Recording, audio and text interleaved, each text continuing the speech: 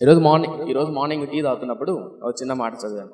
అదేంటంటే 1878 I think ఆ టైంలో ఒక యవనస్తుడు 25 ఏళ్ళు ఉంటాయి. అప్పట్లో తగరపు మిల్లు అని మిల్లులు ఉంటాయి. ఇప్పుడు రైస్ మిల్లు, చెనిక్కాయ మిల్లు ఉంటుంది సార్. అలాంటి మిల్లులో ఒక యవనస్తుడు పని చేస్తుండేవాడు.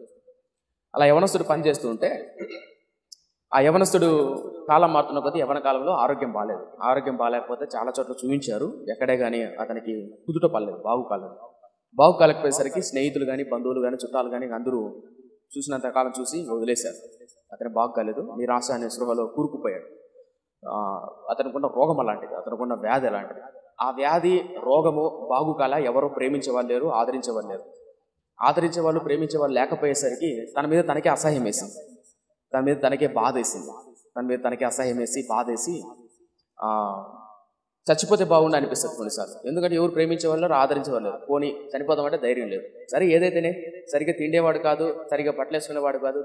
ఎవరైనా సరే ఆ అబ్బాయి దగ్గరికి వస్తే కంపు వాసన అంత వికృతంగా తయారైపోయాడు. కానీ ఒకప్పుడు బాగుండేవాడు. కారణం ఏంటంటే బంధువులు, తల్లిదండ్రులు కూడా ప్రేమించడం మానేశారు. ఎందుకంటే ఆశలని వదిలేసుకున్నారు, ఎలాగో పోతాడు కదా అని. ఆ అబ్బాయికి విరక్తి వచ్చేసింది. ఆ విరక్తిలో తన బాధ వేదన మర్చిపోవడానికి మందు అలవాటు చేసుకున్నాడు, తాగడం అలవాటు చేసుకున్నాడు. అలా తాగడం అలవాటు చేసుకున్న తర్వాత తన జీవితం అసహ్యమైపోయి దుర్భరం అయిపోయింది. అయితే క్రిస్మస్ పండుగ 3 నెలల్లో క్రిస్మస్ పండుగ మనకు కాదు, అప్పుడు జరుగుతున్నది. సో 3 monthsలో క్రిస్మస్ పండుగ వస్తుంది. ఆ పండుగ ఇంకా జరుపుకుంటారు కదా, అందరూ బంధువుల ఇంటికి వెళ్ళి గిఫ్ట్లు అవి ఇవి పంచుకుంటారు కదా. అలా పంచుకునే కాలం రాబోతుంది, అందరూ సంతోషంగా హ్యాపీగా ఉన్నారు. అయితే ఈ యవనస్తుడు ఆ ప్రాంతంలో ఉన్నారు, కానీ ఒక్కడు కూడా నా అని పలకరించి ప్రేమగా మాట్లాడే ఒకళ్ళు లేడు. అయితే బాధలో వేదలో ఉన్నటువంటి ఆ యవనస్తుని ఒక యవనస్తుడు రీస్ హవెల్స్ అనే ఒక యవనస్తుడు ప్రభునందు రక్షణ పొంది మారు మనసు పొంది అద్భుతంగా ప్రభుత్వ సావాసం కలిగినాడు. అయితే ఆ యవనస్తుని చూసినప్పుడు అందరూ ప్రేమించుకుంటున్నారు. కానీ ఆ యవనస్తుడు ఒంటరిగా ఉన్నప్పుడు పరిశుద్ధాత్మ దేవుడు ఆ యవనస్తునితో మాట్లాడాడు. ఎవరితో అంటే రీస్ హవెల్స్ అని. ఏమనంటే, నాయనా అందరిని ప్రేమించుకుంటున్నారు, అదిగో నీకు కనపస్తుంది కదా ఈ గ్రామంలో, ఈ ఊర్లో ఉన్నటువంటి ఆ యవనస్తుని ఎవరు ప్రేమించట్లేదు, నువ్వు ఆ వ్యక్తి కొరకు ప్రార్థన చేయాలి, నువ్వు ఆ వ్యక్తితో స్నేహం చేయాలి అని ఈ యవనస్తుడు చెప్పాడు. ఈ యవనస్తుడు ఏం చేశాడంటే ఆ యవనస్తు దగ్గరికి వెళ్తే చాలు కంపు లేచిపోతుంది, దుర్వాసన అట్లా ఉన్నాడు పరిస్థితి.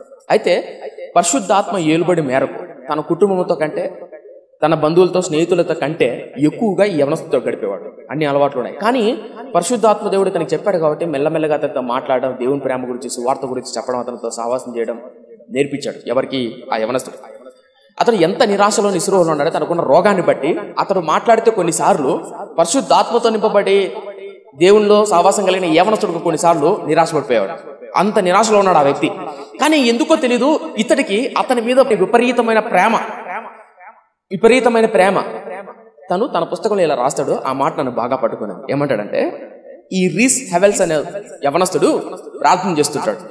అప్పుడు తెలియని ఒక స్వరం ఏంటంటే, క్రిస్మస్కి అందరూ బహుమానాలు ఇచ్చుకుంటారు అనమాట.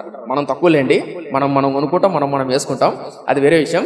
ఇతర దేశాల్లో కొన్నారనుకో, ఫర్ ఎగ్జాంపుల్ 1000 రూపాయలు ఉందనుకో, 1000 రూపాయల్లో 800, 700 కుటుంబాన్ని ఖర్చు పెట్టుకొని ఒక 300, 400 పేదవాళ్ళు ఉంటారు కదా, ఆ పేదవాళ్ళకు బట్టలో తిండో క్రిస్మస్ పండగ దినాన తీపించే ఆచారం ఉంది అనమాట.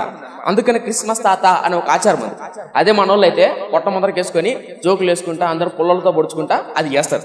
వాస్తవానికి క్రిస్మస్ ఆ కాలంలో ఒకరికొకరు పేదవాళ్ళకు బహుమానాలు పంచుకున్నారు. అయితే ఆ 18 ఆ యవనస్తుడు మోకాళ్ళ మీద పడి ప్రార్థన చేస్తుంటే దేవుని స్వర చిన్న మాట ఏంటంటే, నాయనా అందరూ బహుమతులు ఇచ్చుకుంటారు కదా, నేను నీ తండ్రిగా, నేను నీ స్నేహితుడిగా నీకు ఏ బహుమానం ఇవ్వాలని ఆశపడుతున్నావు, ఏం కావాలో అని అడుగు అని పరిశుద్ధాత్మ స్వరం వినపడిందట. ఎవరికి? రీస్ హవెల్స్ అని ఆ యవనస్తుడికి. అప్పుడు భారంతో, విజ్ఞాపనతో, కన్నీటితో అడుగుతున్నాడు, ప్రవ్వా మురికి బట్టలతో బంధువులకు, స్నేహితులకు, కుటుంబానికి అసహ్యుడై హేయమైనటువంటి నా స్నేహితుడు ఉన్నాడు శివా, అతడి ఆత్మ రక్షింపబడాలి, ఈ క్రిస్మస్ కు నా బహుమతి నాకు అది కావాలయ్యా అని అడిగాడు. ఆ మాట చూసినప్పుడు నా కళ్ళలు నిదిరి, ఎందుకంటే ఎంత అద్భుతమైన యవనస్తుడు అని ప్రార్థన చేశాడు. ప్రార్థన చేసిన బిలీవ్ మీ 3 years తర్వాత, 3 సంవత్సరాల తర్వాత తన రోగం నయమైంది. తన వస్త్రధారణ తను చూసి అసహించుకున్న వాళ్ళే ఆ గ్రామంలో ఆత్మీయతలో ముందు వరుస ఉండి తన సంఘంలో ఒక పునాదిగా, ఒక పిల్లర్గా, ఒక విశ్వాసిగా, ఒక అద్భుతమైన సంఘ నాయకుడిగా కావచ్చు, అద్భుతమైన పరిచారకుడిగా తయారాడు.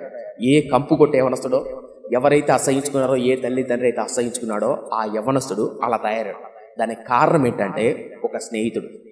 అతడు స్నేహితుడిగా మారి పరిశుద్ధాత్మ దేవుడు అతనికి చెప్పి, నాయన నువ్వు అతనితో స్నేహం చేయి. ఎంత ప్రేమ కలిగినాడయ్యా! ఆ మాట చదువుతున్నప్పుడు ఆ రిస్ హెవెల్స్ అనే దైవజనుడు, మీరు నమ్ముతారండి, చనిపోయేటప్పుడు వేల మంది యవనస్తులను ప్రభావితం చేశాడు. వేల్స్ అనే పట్టణంలో బైబిల్ కాలేజ్ కట్టాడు.